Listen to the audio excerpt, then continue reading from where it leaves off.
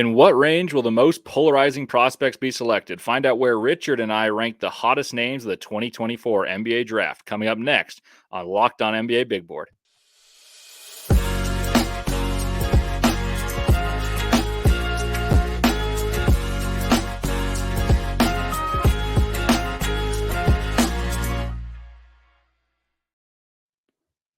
Welcome into Locked On NBA Big Board. You know us. It's not Rafael Barlow this time. It's Leif, Thulin, and Richard Stayman, regular guys that hop on this show and talk about the NBA draft, and we're excited to be with you today. I want to thank you guys, the everydayers, for making this your first listen, and with your next listen, check out your favorite NBA team's Locked On show.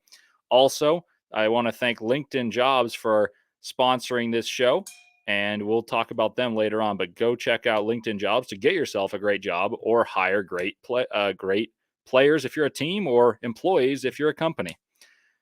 All righty. Well, without further ado, let's bring in Richard Stayman, who is going to help me break down some of the most polarizing players. In the first segment, we're going to talk about the guards that we think have very wide draft ranges and debate where we see them fitting into the draft in terms of what range we have them and what we think their strengths and weaknesses are, because Richard and I actually disagree on a few of those. And then we're going to, in the second segment, talk about the wings. And in the third segment, we'll talk about the centers. The good thing about this draft is there's no clear order at the top. There's no clear order in the middle, and there's no clear order at the bottom. There is good depth, and there may not be any top dogs. So, Richard, let's start off with Reed Sheppard. Just give me your broad overview on him, and we'll battle it out and see if we agree on some of these guys or if we're on different stratospheres, because I think there's a few that we are. Yeah, so Reed Sheppard's really interesting. I don't think his archetype is usually desirable, but I mean, we've seen Kentucky guards not only explode in the NBA, but also, like, he's not going to shoot 51% from three in the NBA. However, you have somebody as smart as him who is always creating chaos on defense, and it may not be the most effective. Like, he's not a good on-ball defender, but he is very good at finding ways to play positively on the defensive end. He can shoot the lights out off the dribble and spotting up. I just feel like there's a good element to his game. Yeah, he's 6'3". It may not be the most ideal size for it, but, like, how does that production not translate? Like, at some point, it's like, if you're doing this so high level against, like, your equal competition, why would that not scale up? Especially when it's some of the most valuable things, which is intelligence, shooting, and honestly, the defensive havoc. I fully buy into him as a top 10 prospect. Yeah, so I think you touched on why he's polarizing there. For those of you listening, Reed Sheppard is a freshman for Kentucky, started the year coming off of the bench. He's scoring just over 12 points per game, averages 4.4 rebounds, 4.1 assists, 2.6 steals, and nearly a block as a 6'3" guard. He's shooting 51% from three, 81 from the free throw line, and 53 nearly from the field. So obviously those numbers are fabulous. The other thing you have to factor in about Kentucky is they've got a lot of guards and a lot of mouths to feed, no matter if they're guard heavy this year, which they are.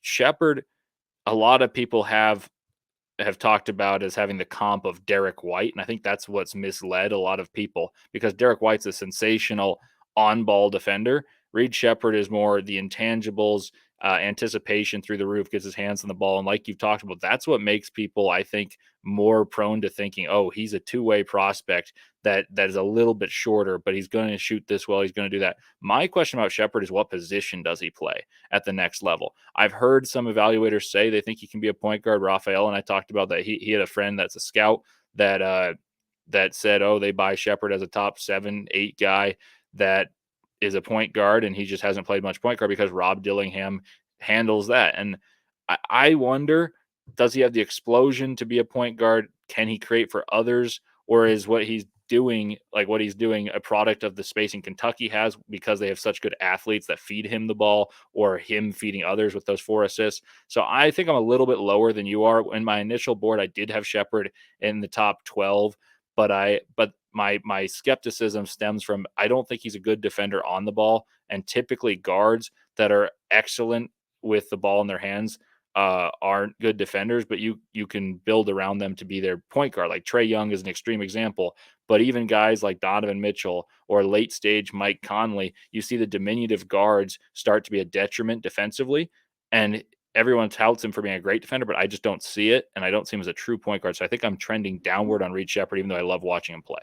Yeah, I completely hear that out. it's going to take a smart coach and a smart system, and honestly the right system, to really hide him. We've definitely seen some guys over the years that are not good defenders or shouldn't be good defenders that end up being complete positives on the defensive end. One example, I think this guy checked out as a positive, but I know like this is somebody who had a coach that really knew how to use his size to his advantage. It was like the blindside guy. And this is what you could do with Reed Sheppard, and that was JJ Barea. He's not the same player at all, but like on the defensive end, Rick Carlisle knew how to maximize him, use his size. He's a pesky defender, obviously. Like when you're that size in the NBA, you have to be. Find a way to minimize your size weakness and just turnover forcing. Same thing with Jacob Gilliard. Even I mean, I want to say he's on a two-way still with Memphis, and he's been playing a lot because everyone is hurt. And he is the all-time NCAA steals leader, and it still works in the NBA. So like what he does, he's not a negative, like a terrible negative in the NBA on the defensive end. I have a hard time seeing a freshman who is getting almost 3 steals a game. And also he gets a decent amount of blocks. Like it's not like he's nearly a block a game. Yeah, it's nuts. So I don't think it's just like sheer luck by any means. I think he knows what he's doing. Again, not going to be an on-ball defender, but off-ball defense matters a lot in the NBA, especially this era of freedom of movement. I think he has a lot of value on that end. Yeah, I think there's some truth to that. I also believe that he's probably the best shooter in this draft. I think he's right up there if he's not number one.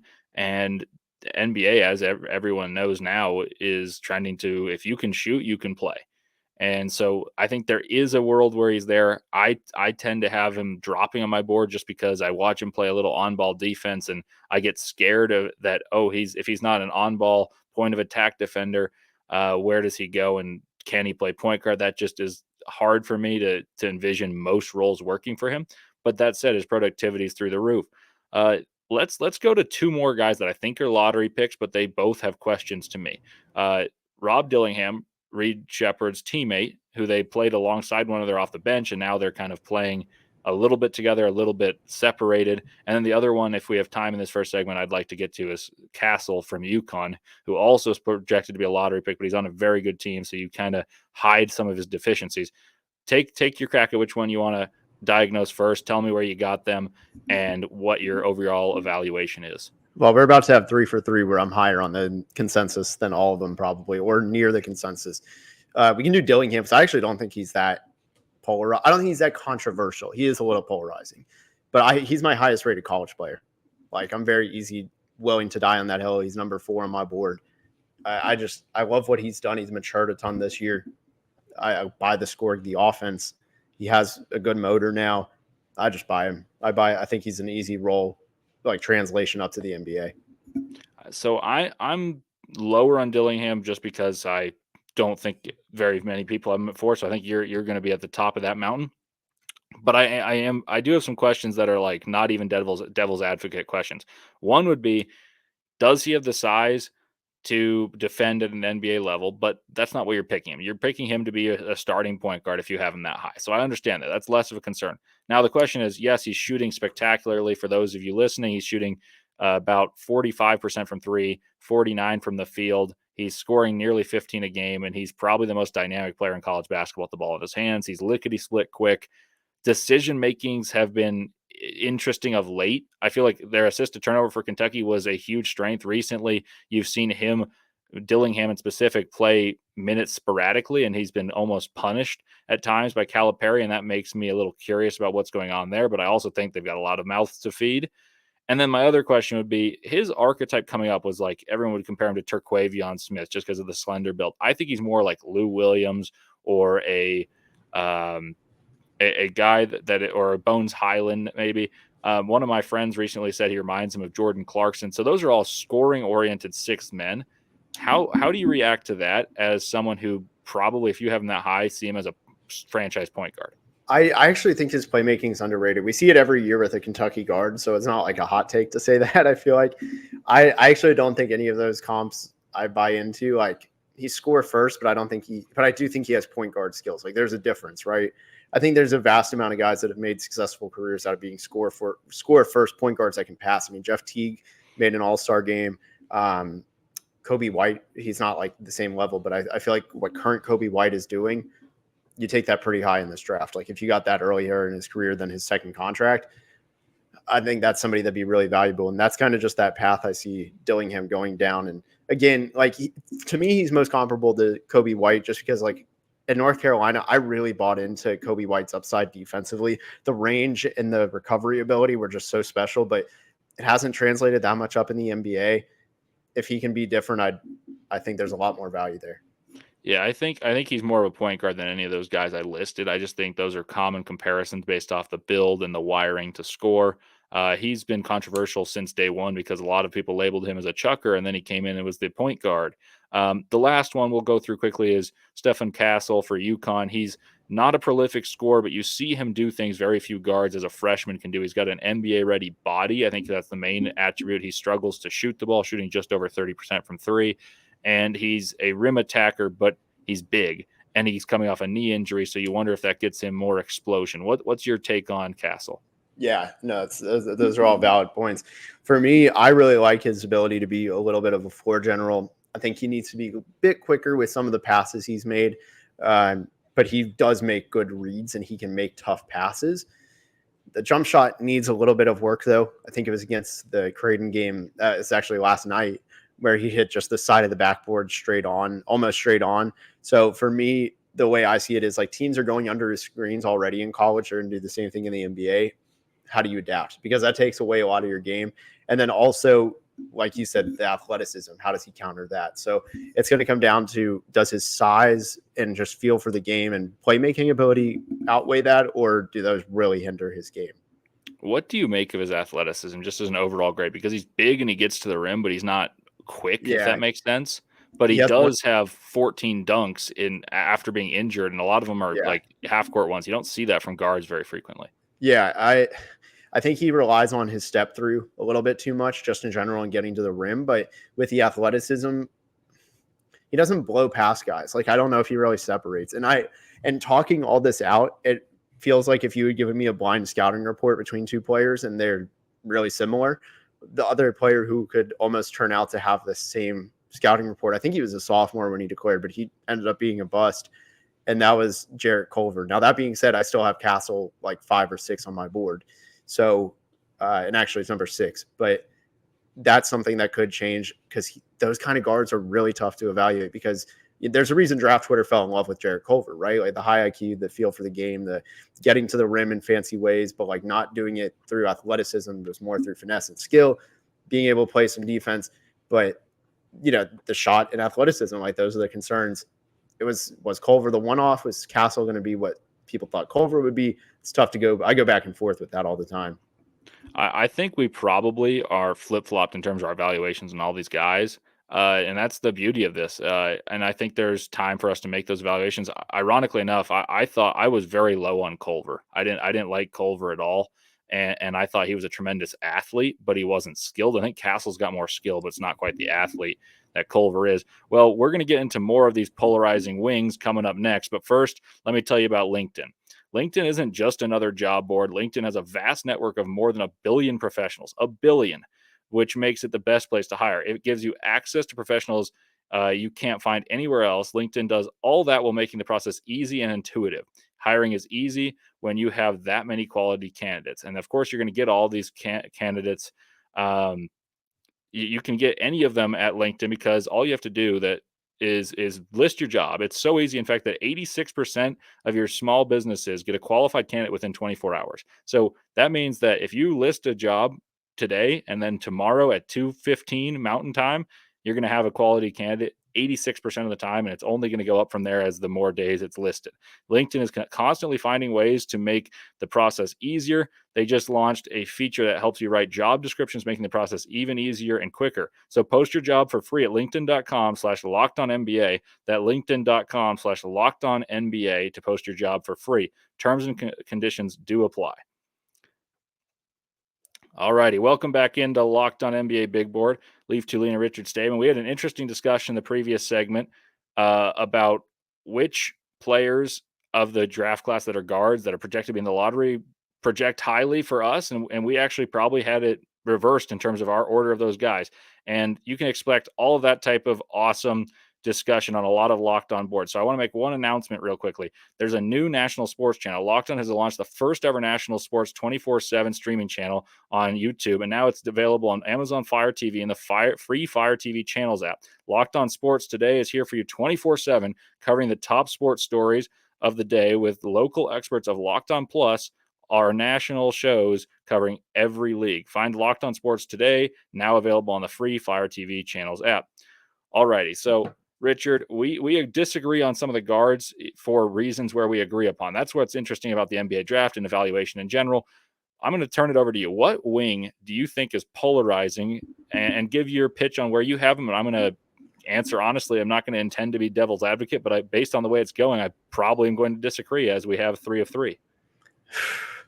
I'm going to go with somebody that had a little bit of has had a roller coaster of a season. They started as a sleeper, then they really emerged. They're like, all right, first round, and now I think the consensus is kind of back to the second round. And I'm going to go with Miami wing. I realize there are 2 options. I really brought the dramatics on that one, but Wuga Poplar. I'm going to go with him. I still have not sold my stock.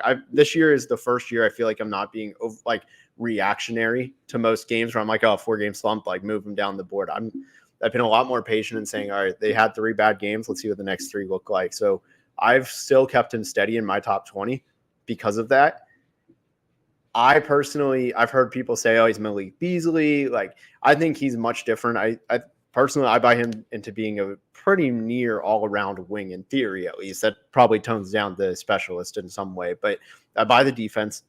I think he's got a way better feel for the game than the stats suggest. So a lot of people measure that truly only by assist to turnover and things like that. Don't think the stats portray that as much. He's very intelligent with the ball in his hands. And also he can shoot the lights out. Fantastic athlete. So I really like his game. I've still got him in my top 20. Curious what you think, though, because he's gone from late first, second, late second, mid first. Like he's really gone through the whole range.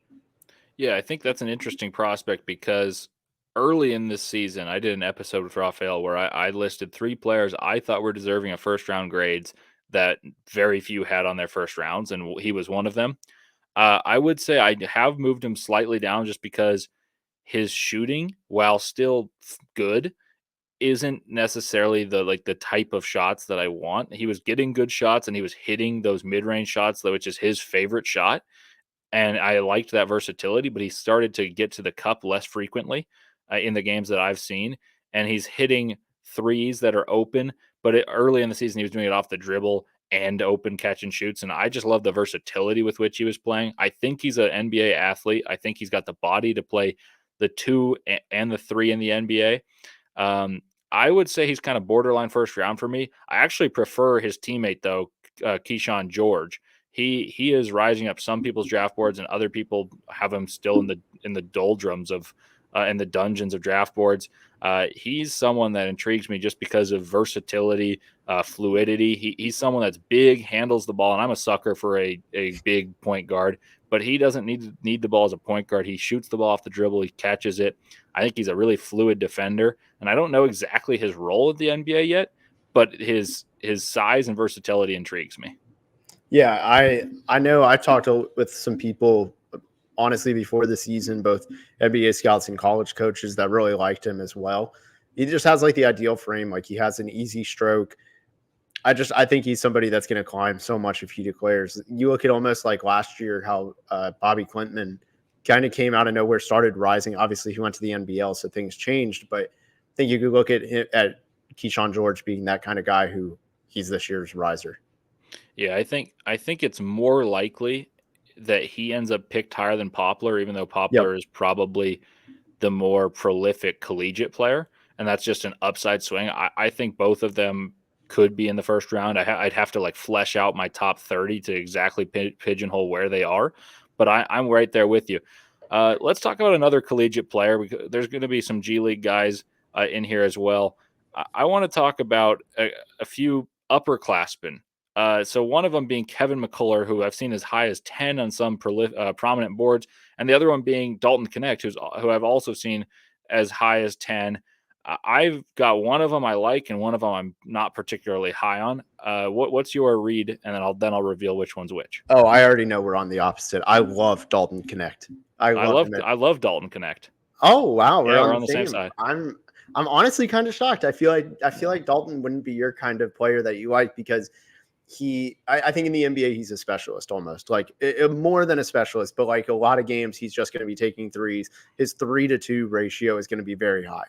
Like I think he's going to be out there. Like for me, I envision him in Orlando, and that's why I think I just have this perfect fit for him. Like if you could put him anywhere, put him with the Orlando Magic, please. But the game against Florida was fantastic, just tough off the dribble shots, one dribble, two dribbles, whatever, coming off of the screen. I just think that translates up so easily. I really don't care about the defensive concerns, especially if you put him in Orlando, where they've got 3 to 4 other really good defenders at every other position. I actually had this discussion last night while watching random basketball games till 4 in the morning. So this is just me repeating conversations, and hopefully I'm less delirious this time. But Dalton Knecht to me is the type of person who, no matter what you do, he's going to shoot the ball with confidence. And so there are some players that even if they're a specialist, they're like, "Oh, I got to get better at this, this, and this." And they improve their games, but almost to the detriment to their shooting. Like they defend so hard to try to get better and like eradicate that stereotype of, "Oh, this guy's just a shooter." I think he's going to shoot with confidence no matter what. I think the fact that he's scoring 20 a game in the most athletic league in the country in the SEC, both doing it by putting the ball on the ground. He's a good jumper. He's a one-legged jumper. So he goes up strong in traffic. He's a good free throw shooter. You hear this term when you listen to any SEC broadcast. I think it's Jimmy Dykes. He goes, he's got NBA lift. And I think I'm like, what? That's a weird comment to make. But all of a sudden you see that he elevates over everyone and shoots over the top. So I can see him running off screens and being a very good shooter. I also think that there's more and more emphasis on getting guys that can play early. And the fact that he's older actually is beneficial in this case. Whereas a lot of these players that you would take and believe in have more of a developmental curve. And so you're even seeing the lottery picks like Jet Howard and Grady Dick hardly play at the NBA level this year. So I'm high on him. Now for Kevin McCullar, this is an interesting turn of events because I was probably the highest person on any sort of draft Twitter like 4 years ago about Kevin McCullar. Like I thought Kevin McCullar was a better prospect than TJ Shannon when they were both at Texas Tech. And Shannon was getting first round raves, and I was like, oh, well, there's a guy on his team that whenever he comes in, the team plays better, and when Shannon's in, the team plays worse. He's the best defender. He's physical. He'll rebound, and I think in time his shot will improve. Well, now he's a projected All-American. I've seen him as high as 9 on some prominent NBA draft boards.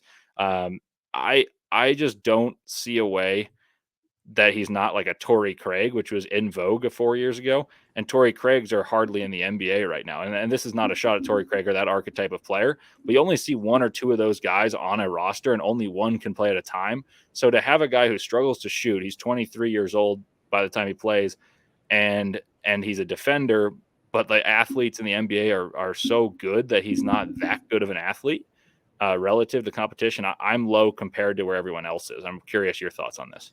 Yeah. So first of all, I do think for whatever it's worth, I personally do think a lot of teams could use a Torrey Craig, just because I remember just even at the trade deadline, I wanted Torrey Craig on the Mavs, and then also there are a lot of people over the years that have said, "Oh man, could we get Torrey Craig on our team?" I just see it on Twitter, whatever, all the time. I do think there is value. I think just some teams forget about that archetype. Like you kind of said, it is one of the most, like, it's not in there that much. It's not in the league that much. What worries me with Kevin McCullar is teams still don't respect his jump shot that much, and he's shooting 36% from 3. What I'm having just the hardest time figuring out is, did he actually get like significantly better? Did he take a real jump? One, because he worked harder, and is there another jump to take, or is it because he's a 5th-year senior in college that just got handed the keys to the offense? So that's kind of my worry, where I'm like, okay, some of this stuff might be a little bit inflated, but it really just comes down to the jump shot, because almost every year over the last 4 years, honestly, his whole collegiate career, he's improved from the free throw line. So like, I do think the shot has gotten better. You don't accidentally go from 70 to 72 to 76 to almost 80% at 79.3. The worry is this is the first time he's going to shoot over 31% from three in 5 years. Like, he's still a career 31% shooter from three. That's scary. Like, he still has to prove to teams that he can shoot. And honestly, he hasn't been that efficient for most of his career. So I worry it's his best case of specialist. And like, yeah, it's a lot of points. Like, he can tone down easily, but is he actually worth a top 20 pick? Like, I think it depends on how you, sorry to interrupt your own question that I was about to let you answer. But I mean, if you're looking at it two ways, right, of like a top 20 pick is going to be, will they be a top 20 player from the draft? And yeah, go ahead, because he probably will, because he has a high floor. But if you're aiming with it, like to say, okay, in the top 20, we want to take swings at upside, he's not your guy. It's just as simple as that, I think. I'm not as sold on the floor. I really am against the shot. I think it's improved, but I think it was a low baseline. And I think most of the players that I've been wrong on, and I feel like I've had decent success the last few draft classes, as well as you can do without crazy amounts of information and up close and personal workouts. Most of my misses have been projecting people to get better at shooting who are good athletes, and it's like, oh, if you can learn to shoot, you can't learn athleticism. I don't want to fall for that again. For that reason, I actually am very high on Baylor Shireman and Jalen Tyson, two guys that I would have over Kevin McCullar, even though both of those guys are in the 50s on Tankathon and other ones, and McCullar's in the lottery. So I think I'm on the opposite side of the consensus on this one. And we're going to continue this conversation and see where Richard and I have different centers and our thoughts on a few different ones. But first, let me tell you about FanDuel.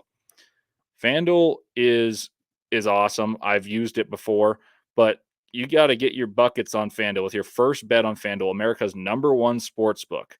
And this first bet is pretty incredible, because right now new customers get $150 in bonus bets with any $5 bet. I mean, any $5 bet. It doesn't have to be an elaborate parlay. It can just be, hey, who's going to win tonight's game between #1 team versus not a very good team in college basketball or in the NBA once the NBA is back from All-Star break. You can bet on that. You win that game, a heavy favorite, and you get $150 bonus dollars. Pretty incredible. That's $150 if your bet wins. And it doesn't have to be big and elaborate. So I want to clarify that. So get signed up. Bet on all your favorite NBA players and teams with quick bets, live same-game parlays, exclusive props, and more. I've tried all of them in collegiate basketball. I'm not allowed to do it with the NBA because I work for the Jazz, but I had a blast doing it at March Madness last year while I was in Denver, and they sent me a check afterwards that was waiting at my house when I got back from Denver. Absolutely could not recommend it more highly. Just visit FanDuel.com/lockedon and shoot your shot. FanDuel, official sportsbook partner of the NBA. All righty. Well, we're back, and Leif, Thulin, and Richard Stayman here, and we're on to the most interesting part of the show, where I think the range for centers is everywhere, because coming into the year, it was Aaron Bradshaw was the #1 guy. A couple of weeks ago, I even did a podcast where I told Raphael I think Aaron Bradshaw, once he comes back from injury, probably regains his throne as the #1 center. I don't believe that anymore. So I think this is moving everywhere. Now there's a 2-time National Defense Player of the Year that's coming back into them. They're probably going to the draft in Zach Edey. Where's he on this list? So, Richard, I'm going to toss this over to you. Which center do you want to talk about that you think is polarizing, and we shall debate? Yeah, let's do Zach Edey. Okay. I think I've seen him go lottery. I am not there yet. I think he'll be an NBA player, but lottery, I'm not there yet. I'm with you. I think Edey will go in the first round. I don't know if I would have him there, just because how many minutes can someone play at the breakneck pace that the NBA is playing when his team's fairly methodical in Purdue and it works through him? He is getting way more mobile defensively. Like that was a huge concern this year. They're not switching him, obviously, but when he's playing drop coverage, he's sliding his feet and deterring drives without just waiting for them at the rim. I've been impressed by that. He's very good with his right-handed hook shot, but I don't have that much faith in the long run. I could justify picking him 20 through 30. I probably will end up having 30 through 40 on my board. Yeah, and for me, I think here's my issue with him is like the size is great, but it's not everything. And a big thing for me is I just don't think he's going to be able to play in the playoffs. I really don't. Like the best case scenario is I feel like the best versions of Boban. And Boban had, and like I want to clarify that because Boban is seen as like this mascot that isn't good, but that's just not the case. Like he's had a almost 10-year career, if I'm not mistaken, for very good reason with the Spurs, the Pistons, the Mavs, the Rockets, Clippers, I think even. And it wasn't that he just bounced around. It was genuinely, hey, we have a real use for him. One of the ones I like using is the Mavs actually found ways to use him in the playoffs. It was in very limited spots, but like if Ivica Zubac is feasting, let's make him have a little bit harder of a time. I mean, Zach Edey's got like an 8-foot wingspan almost, or 7'10", something like that. It's ridiculously long. He's a big guy that there are moments for. But just going back to this last weekend, even against Ohio State, Bruce Thornton and Roddy Gale, who I think are probably second-round prospects at this point, really gave him trouble in isolation. They both hit him with these freeze hezzies, and every single time it was like a little bit of a head fake and also just like, it was a hesitation move, right? And both times, Zach Edey has to play from behind. And I just worry because while those guys are good, what's he going to do when he gets matched up against De'Aaron Fox, right? De'Aaron Fox gets him on a switch. So that's easy 2 points. You have to realign your entire defense to maybe overcorrect for when he gets blown by, which leaves open the 3-point line. So I just worried that there's too many things like that. One thing I will say is a saving grace. I think he's actually going to be a better shooter than we expect. I don't know if he takes threes, but I do think he will space the floor more than he does now. It's just like Raphael always says, like, why does he need to do it? Why does he need to do that in college? Yeah, no, I think your Boban point, I agree with, and I think there is a spot. I have a few guys that I think will go ahead, but I'm not sure the order because one of them I'm a little lower on, even though they fill the same archetype, and the other one I've kind of been pretty high on this entire process, but I haven't tweeted too much of it. I've talked about it briefly for the everydayers who listen to this, so thank you for tuning in to support Raphael and Richard and I. You may have heard this, but this may be a novel concept. So two centers, and once more, I'm not going to tell you which one I'm higher on than the opposite. Donovan Klingan and Yves Misi.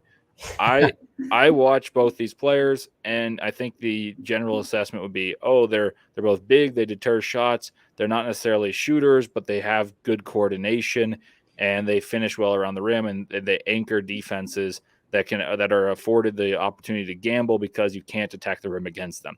One of them I believe in more strongly than the other. Okay. I'm confident this one we're going to disagree. So I like Yves Misi. I don't think he's as physically imposing as Donovan Klingan on both ends. And there's two ways I see it. One, actually two on the offensive end. One is very minor. One's a little bit more major. I think Klingan's space that he eats is just so much larger that you have to bring two guys at him at the rim. That's a huge difference when, like, I feel like Misi is a one-man defender kind of thing where it's like, okay, you know what he's going to do. There's not a lot of different finesse to his game. Whereas I think Klingan has the drop step. He has a lot. Just has more moves to score. And again, he just eats more space. But also on the offensive end, watch each of them do dribble handoffs. He leads his man so much better. It's such a minor thing. But I've really become like just focusing in on that with bigs because you have to be able to run a clean handoff. I think that's big. And then on defense, it's just the range. Obviously, Misi's better athletically, but it's just the physical imposingness. Like, who do you think skinny players are more scared to meet at the rim? And I think it's Donovan Klingan. So I agree with everything you said, but I'm actually higher on Misi, and here's why. So I was right. Yes, yeah, you were right. We were going to disagree. I don't actually dislike Klingan. I just think he's higher on boards than I am on him, and I'm higher on Misi than boards are. So I think it's actually somewhere in the middle in terms of like the way I phrased that question. But you were correct. The way I'd put it is Klingan is a very good deterrent at the rim in collegiate basketball for a team that is unbelievably connected. Like when he's on the floor, no one shoots layups against UConn, and that is the ultimate testament to the player. I actually talked about this on Locked On Jazz, filling in for David Locke yesterday, saying Walker Kessler protects 6 feet about as well as anyone in the NBA, and that's statistically backed up. And I think Klingan's the best at that in collegiate basketball. He protects 6 feet, and the defense when he's in is very different than when Samson Johnson is in. But Samson Johnson is like a switching big, and Donovan Klingan is a drop big a la Robin Lopez.